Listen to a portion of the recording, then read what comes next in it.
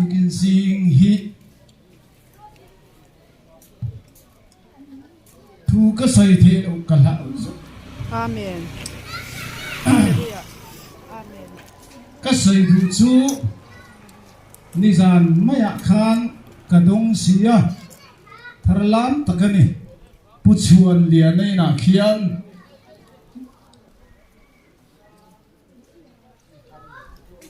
kamuhil thailo lukazia bung som le panga chang som le pani na thu in lama khan mun zok in lo bi ula kan soi du chu va patlan bo kan selar viau abu chung thu khang kan khum vak don lo amai ro chu e ta yang soi du kan ai chu kan ram kan har kan tin chua na tu ra ta na poi mo em lo in zet kan soi lan chiam si lo om chu ano pang zo khian apa ne na ro chan ai di la ti chuan apa in sum chu la an ne na sem ati tlat ani fano pang zo chan chin kan selara a u zo bo na kan se ve tlat lo chulai chuan min ve trap ani ti chuan kan soi du chu tuna in ma ding me khi eng sevan lan sia ta is lungdar fa patlan bo anga bo kum som pani lai tualu pa lo ni ve to sino revival a po kum som chuang chang to Nima sala rui lo in ati buai kani nei ka zet lo tlang puya kwam rong bolin tum riat min ko lu to tilai chuan then kha chuan min siat karing amai ro chu salom ministry rong bol na klom tak mai kal tlangin lalpang kanun min chan chuak lalpa chu fakinom ro se Hallelujah. vậy nè hiền Hallelujah. Hallelujah. kan zai thiam ten lan sa kan ni nem ema chu tiang ang chon ka da ni tu kin singa hian ka soi chuak vek thiam lo ala tharlam ka tuangin in buat sai akal thei bok lo tin hun atoi bok si chunta chuan he salom ministry kaltang hian lalpan kanun achan chua miao wangin an rong bol na bei tham le thing lo le chen katin soi se thin ma seng katan chuan pathian man ruwa an ni katan chuan an valwem chuwang chuan zuwa wangin chol karthum chun le zan chol lamin kabeya cho kai lova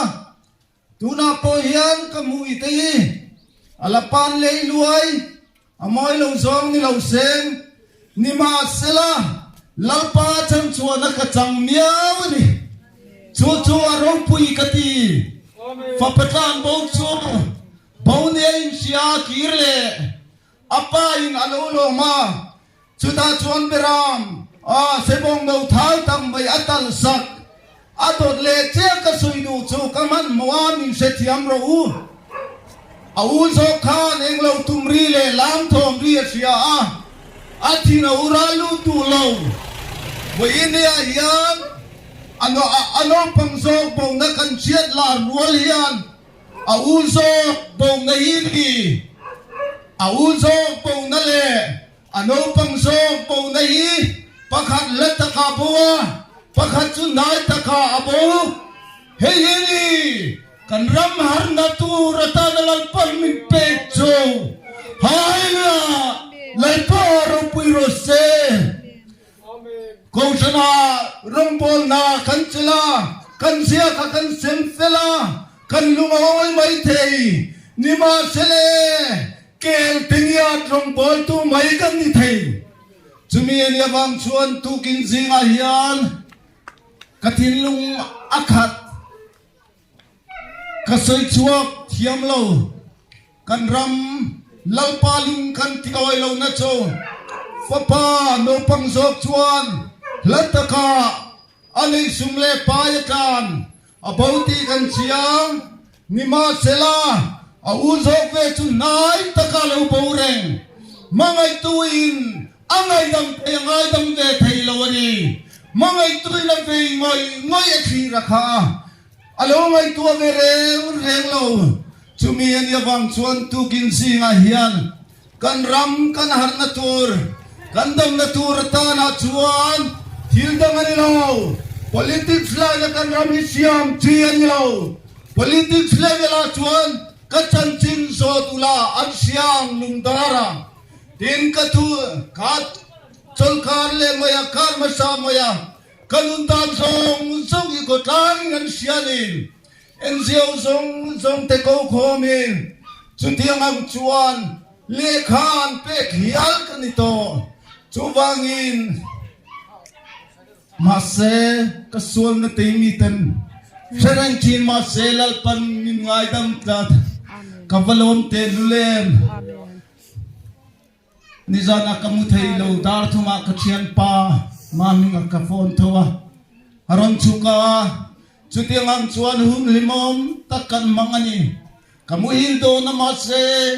kami tuyet la sia pathian min mangai na hero pui kati chuwangin kanaute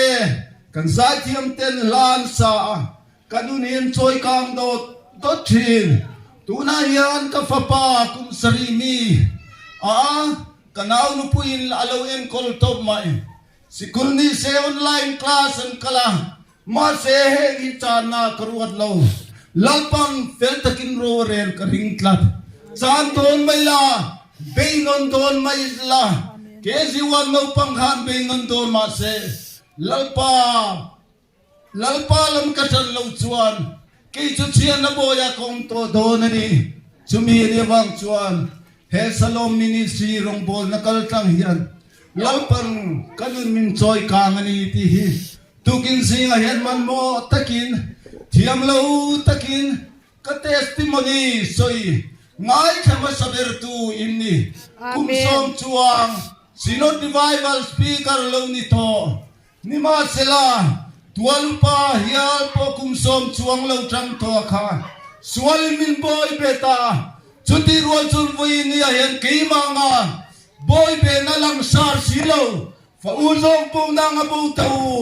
kanom thei ti sia in kan wa yen kan sual ve kan bo ve ero katilau chumi ni bang chuan tukin zinga hian tilai muna lalpan salomini sikal tlangin huncha min pe a lalpan athu kan suite kan zatan man som sakrose Amen. kan trung trai na lalpa iro pui ne Amen. Hallelujah. pastor leupa te speaker dang tipoin kanun chung ril an khoi phalo saltan min chuat thilo mangai na wanga ichia lo te iman ruwa te ro chuan tlom Israel fa te tuin tura khaveka chumi ti tuin man ruwa ta na chuan thingbung kha pairo ti mosia itira Huna yan ang landana chun may chiya mayani king lo le fel lo thiam lo so kan ni ma selal pai man ruaten ya wangin ming chu fukin nomro se Amen. Hallelujah. herong don na Hallelujah. kalkan Amen. Amen. Hallelujah. Lalpa kan lo mi. Hallelujah. civil hospital adam lo tan pui ngai te tan anti lai Hunre tak suali na boy ben min chan suat telawang min chu fukin nomro se Amen. kan Amen. program mansel turte ngai khatul song tari rutin lunga nangma iropoy na turin thu soy la impuang sel bukang che Amen. hallelujah lalpa kan fakat che Amen. ropoy na le choy mo na ro nang man sang fikang che dali so aming in khamay na gandile Amen. amen